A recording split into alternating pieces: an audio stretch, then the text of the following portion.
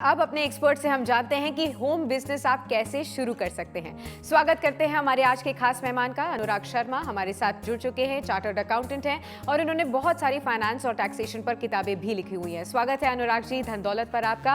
और आज हम बात कर रहे हैं होम बिजनेस के बारे में। तो सबसे पहले आपसे हम ये जानना चाहते हैं कि किसी भी होम बिजनेस जैसे ट्यूशंस हो गया, टिफिन सर्विस, बुटीक वगैरह का लीगल स्टेटस क्या होता है? क्या इस तरह के होम बिजनेसेस लीगल होते हैं?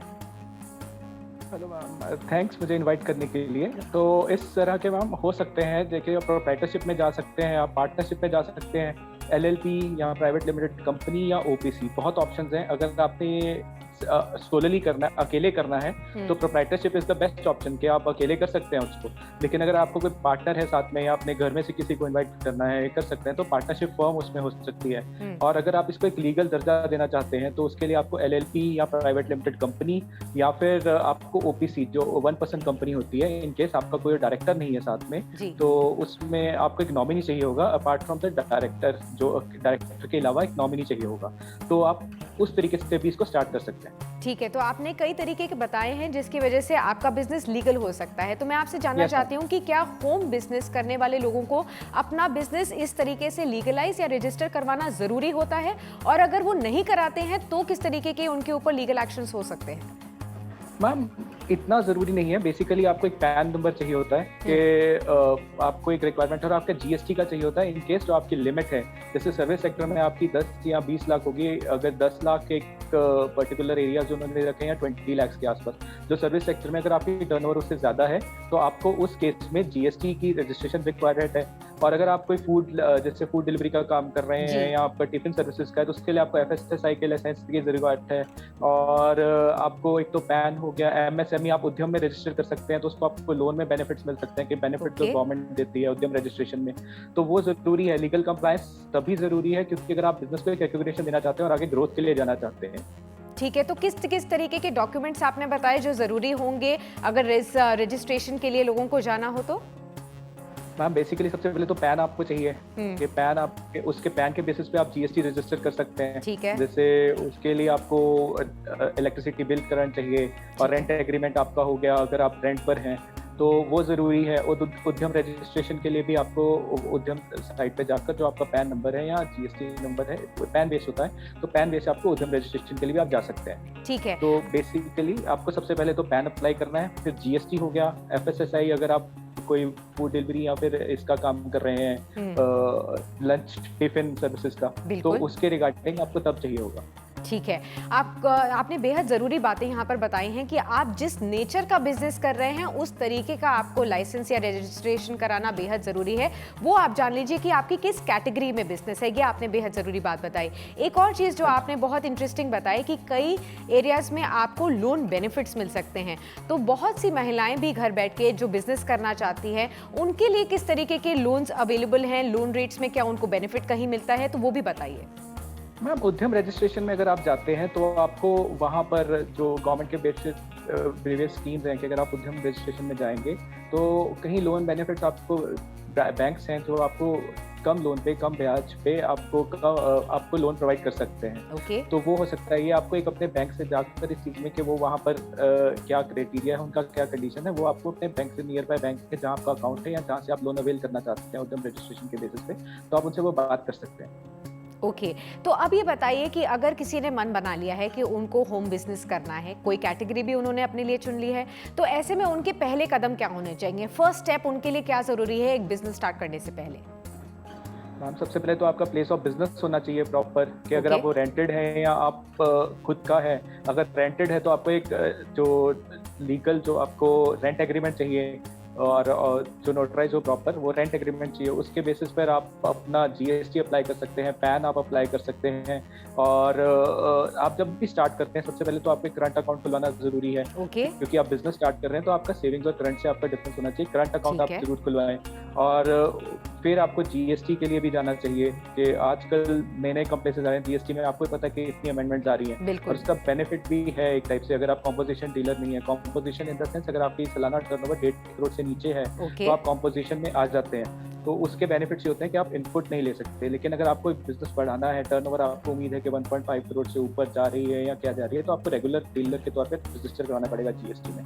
ठीक है। तो जीएसटी में अगर आप उससे आपको एक अलग रिकॉग्निशन मिलेगी कि आप बिजनेस आगे आपने कोई और स्टेट्स में जाना है या कहीं और भी जाना है, तो आपको उसको बेनिफिट काफ़ी मिलेगा। ठीक है, तो आपने बेहद ज़रूरी बात बताई है कि जीएसटी के बेनिफिट्स भी क्या मिल सकते हैं आपको अगर आप होम बिजनेस कर रहे हैं, तो उसके लिए भी आप ज़रूर जानकारी हासिल कीजिए।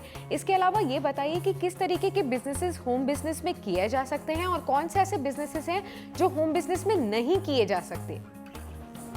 मैम बेसिकली आपको मैन्युफैक्चरिंग से थोड़ा इशू आएगा क्योंकि आप मैन्युफैक्चरिंग एक्टिविटी एक घर में नहीं कर पाएंगे, लेकिन अगर वो फूड प्रोसेसिंग हो जाता है उसमें आपको बेनिफिट है। आप टेलरिंग है, ट्यूशन बिजनेस है, टिफिन बिजनेस है, और सीए, एडवोकेट्स या डॉक्टर्स तो अपनी प्रैक्टिस भी घर से कर सकते हैं। जो सॉफ्टवेयर डेवलपमेंट का काम कर रहे हैं वो आप होम बेस कर सकते हैं, तो उसमें आपको इस चीज़ का तो बेनिफिट मिलेगा। ठीक है, आपने बहुत ज़रूरी एक और बात बताई थी कि अलग अलग तरीके से आप अपने बिजनेस को रजिस्टर कर सकते हैं, सोल प्रोप्राइटरशिप से, पार्टनरशिप से, एलएलपी से। तो इन सब में डिफरेंस क्या होता है, बेहतर कौन सा रहता है, ये भी समझाइए। मैम बेहतर का रहता है अगर एलएलपी कंपनीज या ओपीसी को मैं कंपनीज की कैटेगरी में करूंगा क्योंकि 1% कंपनी है, उसमें आपको एक लीगल कंप्लायंस मिल जाता है कि आपको एक एमसीए से अप्रूवल होता है, आपका जो डाटा है वो एमसीए में सेव रहता है कि आप जब भी जाते हैं अपना जो आपका नंबर आपको अलॉट होता है, रजिस्ट्रेशन नंबर होता है, आपको प्रॉपर कंप्लायंसेस। और एलएलपी में कंपेयर टू प्राइवेट लिमिटेड काफी कम कंप्लायंसेस हैं। जैसे हम नॉर्मली आपका एलएलपी 8 या एलएलपी 11 फॉर्म जब आता है तो उसमें कंप्लायंसेस कम है। और ओपीसी आ जाता है, ओपीसी से प्राइवेट लिमिटेड में मेन आप ये एक अगर इंडिविजुअल है तो वहाँ पे वो अपनी एक कंपनी क्रिएट कर सकता है, तो उसमें आपको लीगल दर्जा मिलता है कि आपको एक रिकॉग्निशन मिलता है कि इन केस आपने फ्यूचर में एक्सपेंड करना है या आप सोचते हैं आपने घर से बाहर निकल के अपना और अपने आउटलेट्स खोलने हैं या अपने और एक्सपेंशन करना है, तो उसमें उसको बेनिफिट जरूर मिलता है एक लीगल कंप्लायंस के लिए। ठीक है, और एक और ज़रूरी बात यह है कि जैसे आपने बताया कि लोगों को अपना प्लेस देखना ज़रूरी होता है कि क्या वो एक रेंटेड प्लेस में रह रहे हैं या फिर अपने ओन घर में रह रहे हैं, किसी सोसाइटी में रह रहे हैं। तो ये सभी जो कैटेगरीज हैं ये रेजिडेंशियल एरिया में आती हैं। तो अगर कोई एक रेजिडेंशियल एरिया से होम बिजनेस स्टार्ट करता है तो क्या उनको अपनी प्रॉपर्टीज़ में भी या प्रॉपर्टी स्टेटस में भी कोई चेंजेस कराने की ज़रूरत है, क्योंकि वो किसी कमर्शियल साइट से शुरू नहीं कर रहे हैं बिजनेस?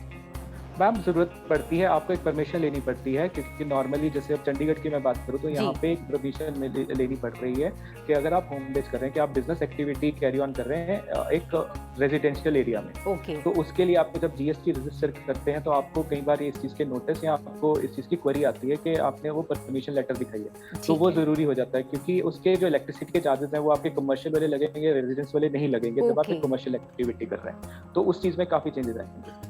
ठीक है, तो ये भी बहुत ज़रूरी बात है। अगर आप घर से ही बिजनेस स्टार्ट कर रहे हैं तो आपको परमिशंस किस तरीके की लेनी है वो भी आपको जानकारी होनी चाहिए। इलेक्ट्रिसिटी बिल्स किस तरीके से चार्जेस आपके बिजनेस पर लगेंगे वो भी बहुत ज़रूरी होता है। तो लोकल अथॉरिटीज़ से आपकी यहाँ पर जाकर आप पूछताछ कर सकते हैं। अपने स्टेट्स में, अपने डिस्ट्रिक्ट्स में जो भी अथॉरिटीज़ होंगी उनके पास जाकर आपको ये सब भी परमिशंस लेनी ही पड़ेंगी, क्योंकि आगे जाते हुए अगर आप जीएसटी नंबर लेते हैं तो कहीं ना कहीं आपके लिए ये क्वेरी आ सकती है कि आपने ये परमिशन पहले लिया था या नहीं। ये बहुत ज़रूरी बात है, इसे ज़रूर नोट कीजिएगा।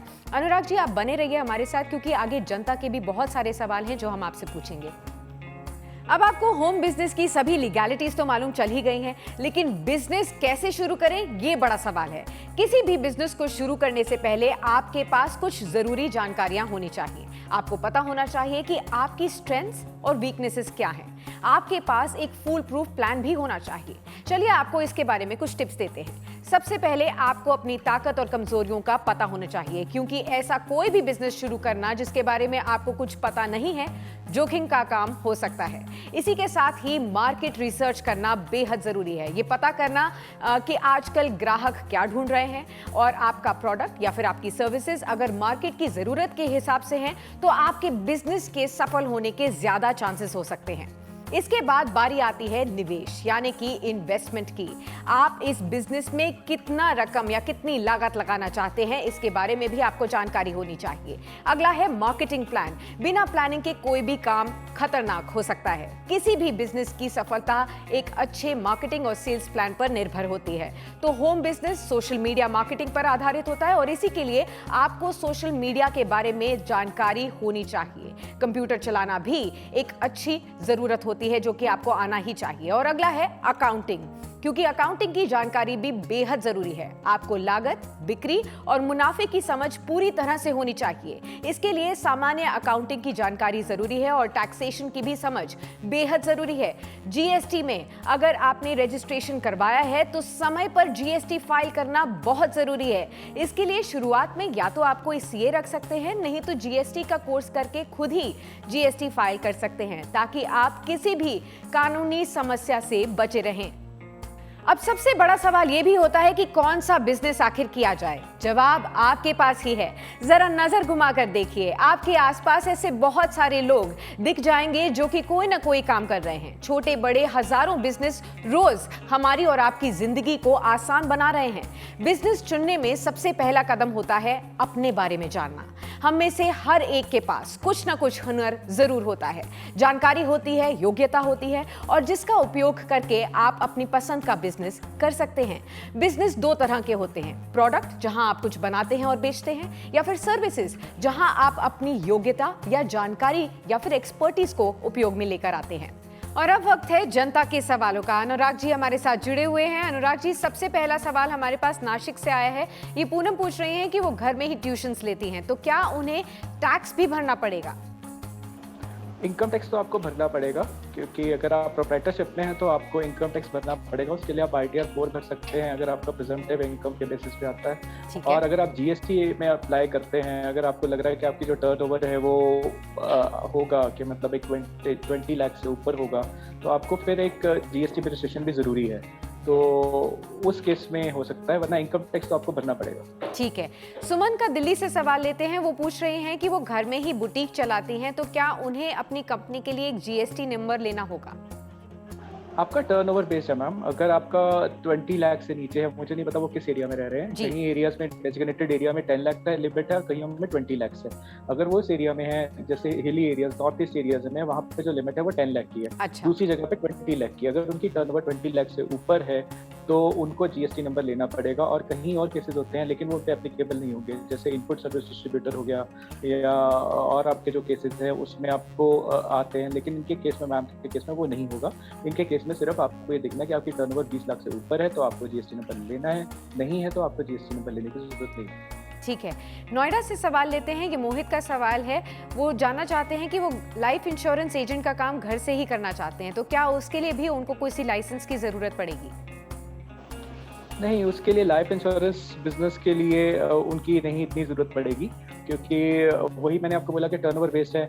और इस केस में इनकम टैक्स का उनका रहता है कि उनका जो टीडीएस कटा है वो आपका उसमें आ जाएगा कि आपका 194C में, जैसे ग्राउंड का 194 जो आपका टीडीएस कटेगा वो अलग चीज़ है, लेकिन आपको टर्नओवर अगर 20 लाख से ऊपर है तो आपको जीएसटी नंबर लेना है, वरना नहीं लेना। ठीक है। अगला सवाल रश्मि का है। ये लखनऊ से पूछ रही हैं कि वो घर से ही गार्डनिंग का बिजनेस करना चाहती हैं। बीज, पेस्टिसाइड्स, केमिकल फर्टिलाइजर्स घर से ही बेचना चाहती हैं ऑनलाइन, या फिर घर से ही करना चाहती हैं, तो इसके लिए उनको किसी लाइसेंस की जरूरत होगी? बीज गार्डनिंग के लिए आपको नहीं ऐसा किसी लाइसेंस की जरूरत नहीं है, तो वही मैम टर्नओवर बेस्ड है आपका कि इनकम टैक्स आपको भरना होगा और बाकी नहीं है, आपको किसी और लाइसेंस की जरूरत नहीं है। ठीक है। एक आखिरी सवाल लेते हैं, ये दिल्ली से है। राकेश जी जानना चाहते हैं कि क्या शॉप एंड एस्टैब्लिशमेंट एक्ट का रजिस्ट्रेशन होम बिजनेस के लिए हो सकता है, और ये रजिस्ट्रेशन करवाना कितना जरूरी होता है? शॉप एंड एस्टेब्लिशमेंट एक्ट का ज़रूरी है कि अगर आपने बैंक में लोन के लिए अप्लाई करना है, या अगर आप कोई बिजनेस एक्टिविटी कैरी ऑन कर रहे हैं, तो वो रिक्वायरमेंट हो सकता है, डिपेंडिंग ऑन आप किस चीज़ का बिजनेस कर रहे हैं। सॉरी, मैं समझा नहीं इनका सवाल, किस चीज़ का बिजनेस है इनका? उन्होंने बिजनेस नहीं बताया, वो यही जानना चाहते हैं कि होम बिजनेस के लिए, कोई भी जो वो होम बिजनेस करना चाहते हैं उसके लिए क्या शॉप एंड एस्टैब्लिशमेंट एक्ट का रजिस्ट्रेशन जरूरी है? क्योंकि एज सच मैंडेटरी नहीं है, शॉप एंड एस्टैब्लिशमेंट का कोई एज सच उनके ऊपर मैंडेटरी नहीं है, तो वो अवॉइड कर सकते हैं इस चीज़ को, शॉप एंड एस्टैब्लिशमेंट। ठीक है। शुक्रिया अनुराग जी इन तमाम सवालों के जवाब देने के लिए। उम्मीद करते हैं हमारे सभी दर्शकों को अपने जवाब मिल चुके हों और होम बिजनेस से रिलेटेड उनकी सभी क्वेरीज सॉल्व हुई हों। वीडियो पसंद आया तो हमें लाइक, कमेंट, शेयर और सब्सक्राइब जरूर करें।